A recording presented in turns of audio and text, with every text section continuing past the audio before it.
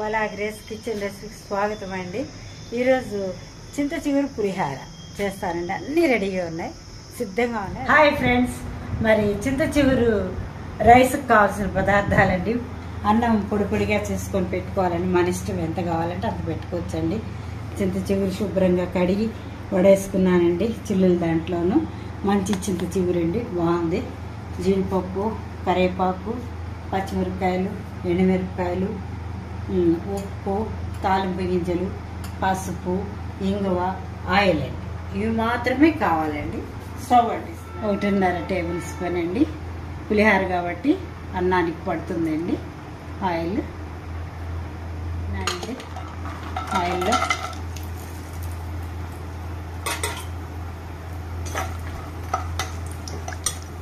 మళ్ళీ ఆరితే మంచి కలర్ వచ్చేస్తుంది. తీసేస్తున్నానండి, మాడకుండా తీసేసుకోవాలి జాగ్రత్తగా. జీడిపప్పుని మాడితే చేదు వస్తుందండి. ఇది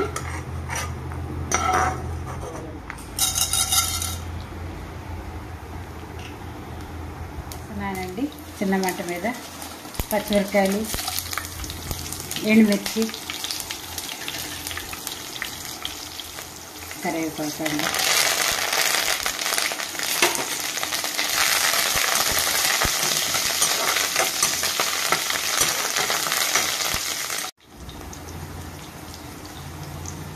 అందుకని చేతితో చూపిస్తున్నారు అండి. దీనిలో పసుపు అండి,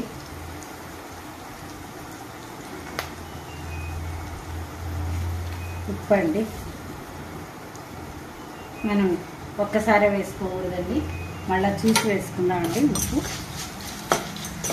సింపుల్గా చేసుకోవచ్చండి, రకరకాలుగా వేసుకుంటారు. దీనిలో ధనియాలు వేసుకుంటారు, మరి నువ్వులు వేసుకుంటారు, అన్ని పొడి చేసుకొని కలుపుకుంటారు. ఇది సింపుల్గా ఇలా చేసేసుకోవచ్చు అండి. బాక్స్లోకి త్వరగా పెట్టుకొని వెళ్ళిపోవచ్చు మనము. సానండి కడిగి పెట్టుకున్న చిగురండి, శుభ్రంగా ఇట్లా నలిపేసుకొని ఉంటాం కదండి. ఇలా నలిపేసుకుంటే దీనిలో ఉండే పులుపు త్వరగా రైస్కి పడుతుందండి.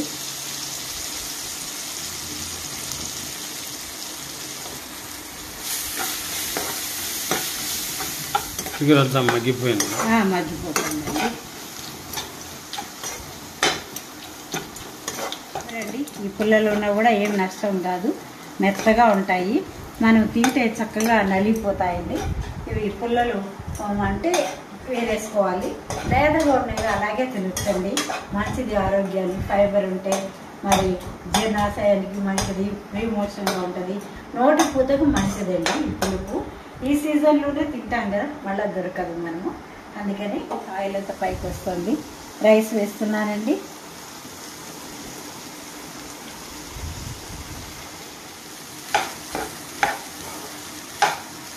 మంచి కలర్ వచ్చేస్తుందండి ఈ రైస్.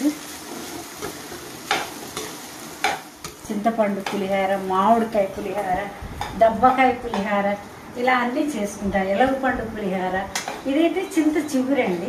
ఈ చింత చిగురు ఈ సీజన్లో వస్తుంది కాబట్టి బాగా చేసుకొని తినచ్చు.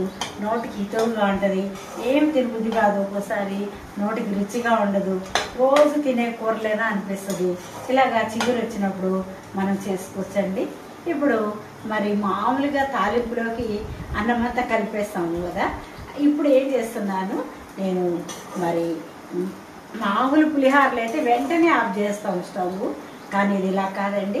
2 నిమిషాలు ఈ ఫ్లేవర్లన్నీ ఆకుకి మగ్గాలన్నమాట. అందుకని అన్నానికి పట్టాలి. ఇది మగ్గుకొని ఉండాలి కాబట్టి నేను కొంచెం మూత పెడతానండి. 2 మినిట్స్. ఆ చింత చిగురు, ఆ పులుపు అంతా రైస్కి పడుతుందండి. మూసి పెడితే కొద్దిసేపు మూత పెడితే మన కాజు ఉంది కదండి, మనకి కాజు ఉంది కదా, కాజు వేసేస్తున్నానండి. కొంచెం అలాగ పెట్టుకుందామండి. సర్వింగ్ బౌల్ పైన వేసుకుందాం డెకరేషన్కి. బౌల్లో రైస్ తీస్తున్నానండి.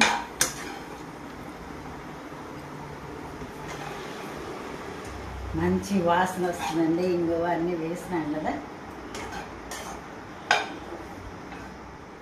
వాటికి మన ఇష్టం అండి. ఇవి లేకపోతే మరి ఆంధ్ర గోడమి ఉంది కదండి, వేరుశనక్కాయ విత్తనాలు అవి కూడా వేసుకోవచ్చండి, ఎవరెవరి ఇష్టం అదండి. చింత చిగురు పులిహార అండి అది. చింత చిగురు పులిహార సర్వింగ్ బౌల్లో సిద్ధంగా ఉందండి. టేస్ట్ చేసి చెప్తాను. చిగురు పులిహార రెడీగా ఉంది, టేస్ట్ చేసి చెప్పమ్మా ఎలా ఉందో. చింత చిగురుతో ఇన్ని వెరైటీస్ చేసుకోవాలని అసలు తెలియనే ఇవన్నీ వస్తాయి చింత చిగురుతో, ఇప్పుడే చేసుకోవాలి, మళ్ళీ చేసుకోలేము. ఎగ్ చింత చిగురు అమ్మ చేసింది కదా, సూపర్ ఉంది, అట్లే చాలా టేస్టీగా ఉంది. అవునా, అమ్మ చేసింది రెడీగా. గిన్నె చూసే టేస్ట్ చేసి చెప్పు బిడ్డ ఎట్లా ఉందా. చాలా బాగుంది పెద్దనాన్న. నాకు మామూలుగా లెమన్ రైస్ అంటే చాలా ఇష్టం పెద్దనాన్న.